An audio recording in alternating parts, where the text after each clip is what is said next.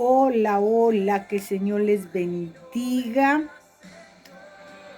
Le pido al Señor cada día que estén bien de vida, de salud, espiritualmente, materialmente, económicamente, que estén respaldados en todo por el Señor.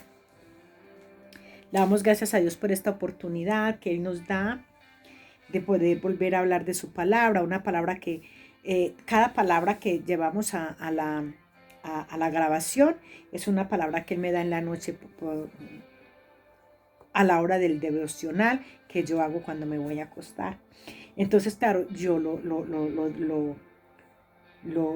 leo y de ahí sacamos siempre un trocito para hablar al otro día en esta grabación.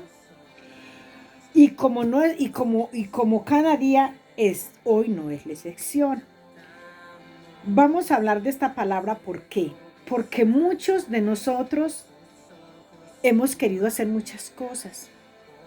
Y a veces hemos querido hacer cosas quizás para sorprender al Señor, quizás para pegarle una ayudadita a Él, quizás porque queremos, muchos porque queremos impresionarle y otros porque queremos, como le llamamos, queremos sorprenderlo.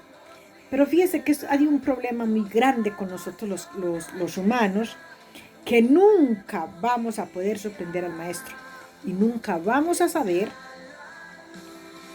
qué es lo que el Señor quiere de nosotros. Lo digo Él sí sabe lo que quiere de nosotros, pero nosotros nunca vamos a saber qué es lo que Él quiere que nosotros hagamos para sorprenderle. Entonces, por eso es mejor no sorprenderle, porque salimos sorprendidos nosotros. Porque muchas veces, fíjense ustedes, hemos planeado un ayuno. Yo siempre he pensado esto, y yo creo que alguna vez se los dije o lo mandé en un devocional. Hemos planeado un ayuno y a veces nos metemos en un ayuno y no se lo comentamos al Señor y no oramos por ese ayuno y salimos de ahí en las mismas condiciones o peor.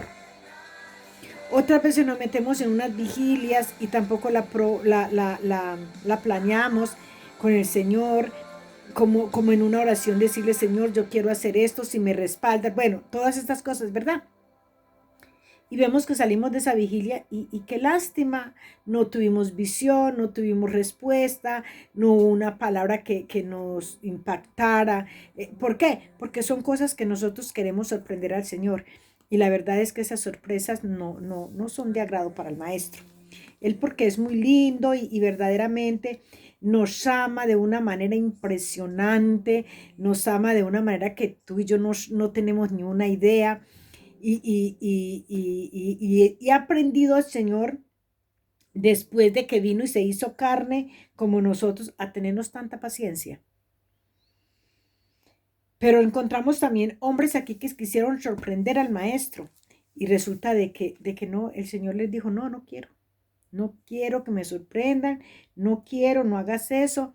Y entonces me vas a decir, ¿y está en la palabra? Sí, está en la palabra.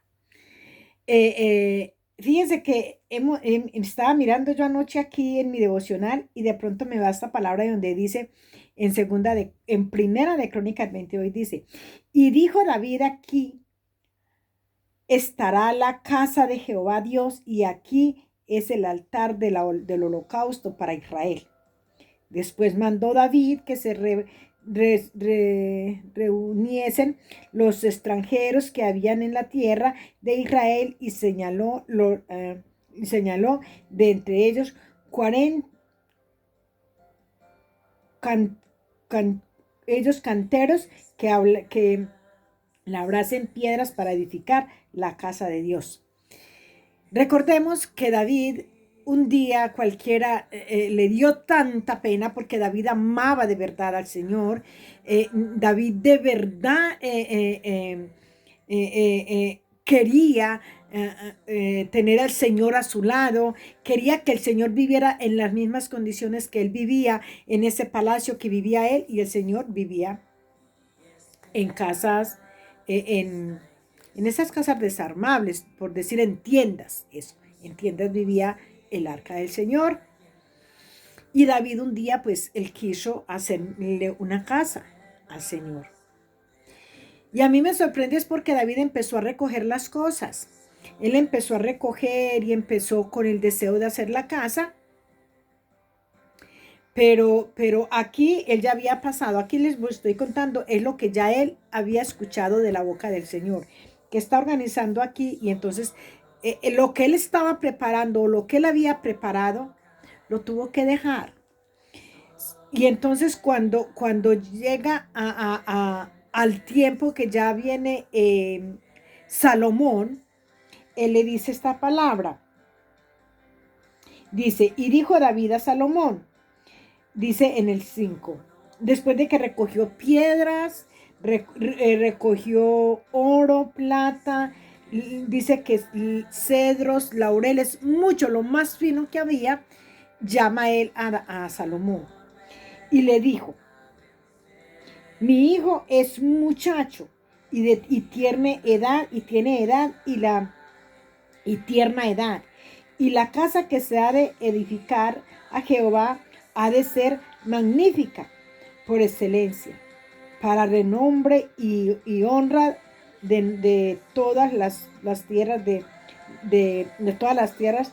Ahora pues yo le prepararé lo necesario.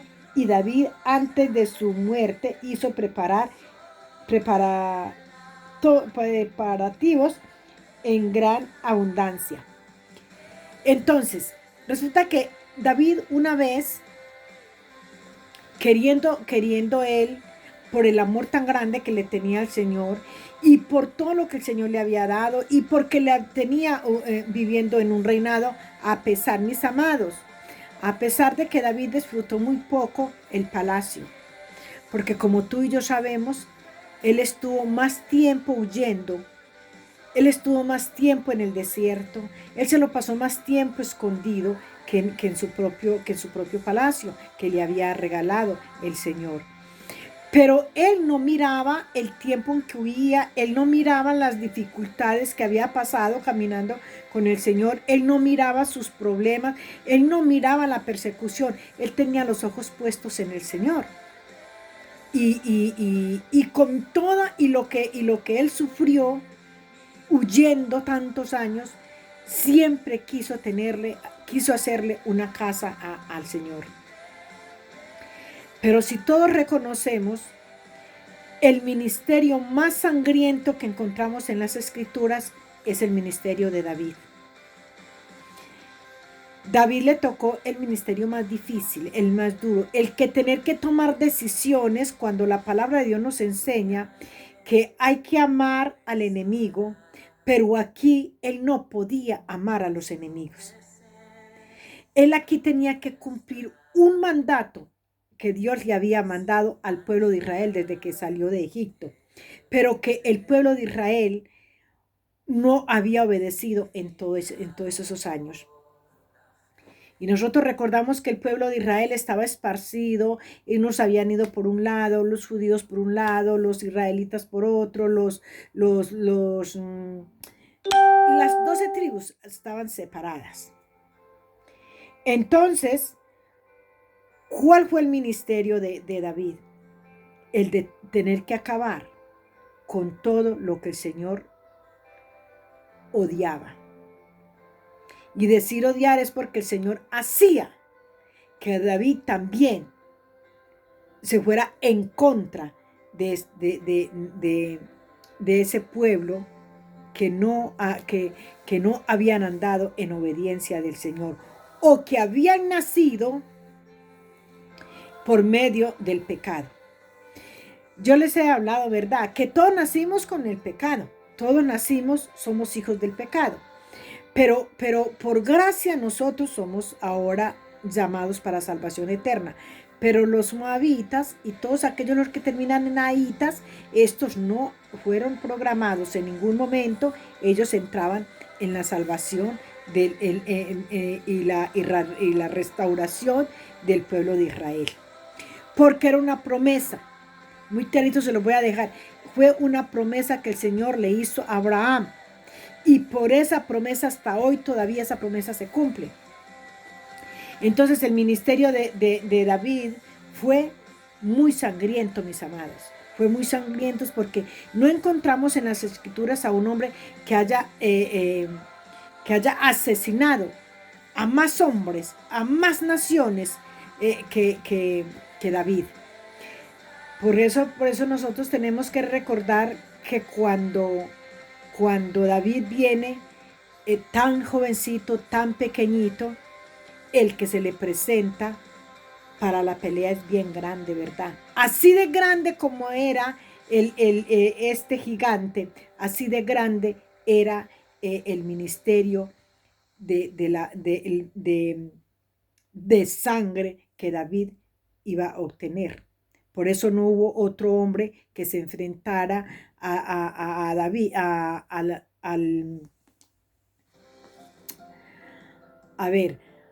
al gigante que no fuera David. Ya el Señor tenía todo esto preparado, mis amados. Entonces, cuando él le quiso hacer casa al padre, porque él un día dice, no es justo que yo esté durmiendo en este palacio donde nada me falta, y el Padre Eterno, el Dios de la creación, esté en tiendas. Y es bien lindo porque el Señor le dice, no me hagas casa. Yo creo que yo ya les había dicho ese. Y él dice, no me hagas casa porque desde que salí de Egipto, yo siempre he andado de tienda en tienda. Eso a mí me coge el corazón. Porque eso me hace como que yo quisiera tenerlo enfrente y abrazarlo y decirle, pero ¿por qué eres tan lindo? ¿Por qué?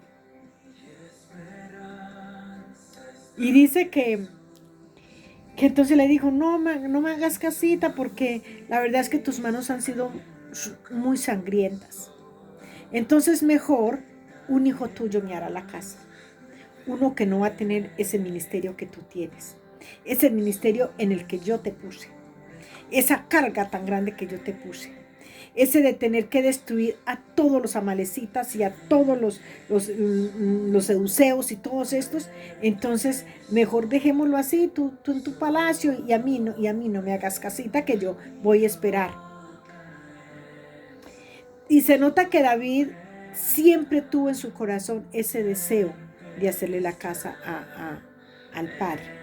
Entonces aquí dice que recogió ya cuando estaba en los últimos tiempos, antes de entrar en enfermedad de la muerte, entonces en su vejez, dice que empezó y recogió todas estas cosas para que Salomón le hiciera la casa al Señor.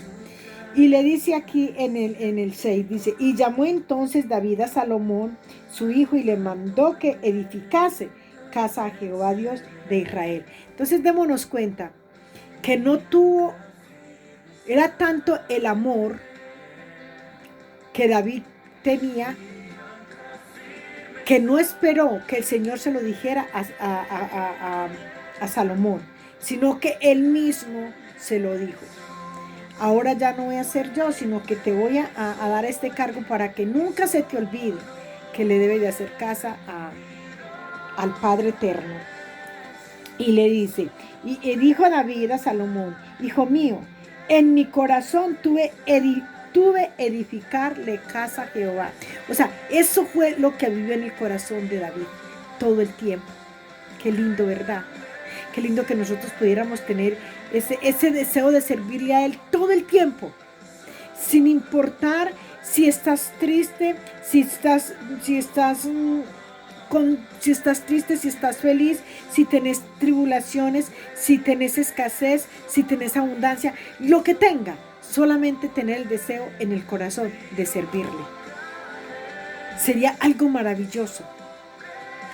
Hoy en día muy pocas personas sirven de corazón, porque es como hoy en día lo que más toca en la vida del ser humano es las finanzas. Entonces, por causa de las finanzas, muchas personas dejan de servirle al Señor y otras muchas le siguen sirviendo, pero con ese deseo en el corazón de ser prosperados ahí y trasquilando las ovejitas. Ustedes saben a qué ovejita me refiero. Los pastores trasquilando sus ovejitas cuando han sido mandados y puestos en ese lugar para cuidar las ovejitas, no para trasquilarlas. Entonces dice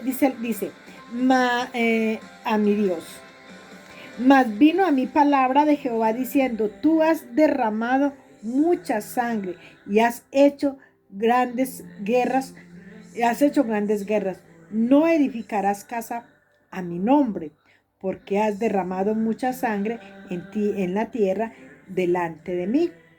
He aquí que te nacerá un hijo, el cual será varón de paz, porque yo porque yo le daré paz de todos sus enemigos. Qué lindo es nuestro Padre. O sea, cuando dice que David tenía sus manitos llenas de sangre, era porque había tenido que destruir a todos aquellos enemigos, porque para eso había sido él preparado por el maestro allá en el desierto, cuidando las ovejas, ¿verdad? Entonces, en el desierto no, allá en los prados donde cuidaban las ovejas. Se sabe que en el desierto no se cuidan ovejas, en el prado, en los prados donde las cuidaba. Entonces, David le dice esto a Salomón, pero lo más bonito es que Salomón, el Señor ya le dice, y a él ya le daré paz. O sea, él ya no tendrá que tener estas guerras que tú tuviste con toda esa descendencia, sino que él ya no tendrá que salir, ni le pasará lo mismo que te pasó a ti, ya no estará huyendo, ya no estará de cuida de los que le persiguen, solo descansará porque yo le daré paz. Dice la palabra que entonces, y aquí y dice,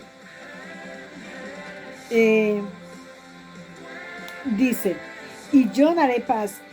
Él edificará casa a mi nombre, y él me será a mí por hijo, y yo le seré por padre, y afirmaré el trono de su reino sobre Israel para siempre. Y es verdad que hasta ahorita el trono o sea, la casa de Salomón, hijo de David. Esto es impresionante porque a mí me deja una enseñanza, es que David era un hombre que sabía amar al maestro con todos sus problemas, con todas sus dificultades, con todas las persecuciones. Yo no he visto hombre más perseguido en las escrituras que David. Yo no he visto hombre más despreciado en las escrituras que David. Y con todo y eso, mis amados, con todas esas persecuciones, con todos esos desamores, con todo lo que sus hijos le hicieron, con todo lo que sus mujeres le hicieron, con todas esas cosas, David seguía amando y sirviéndole al Señor. Él sabía que él se iba de la casa, él sabía que tenía que huir del reino, él sabía que tenía que esconderse en la cueva, pero nadie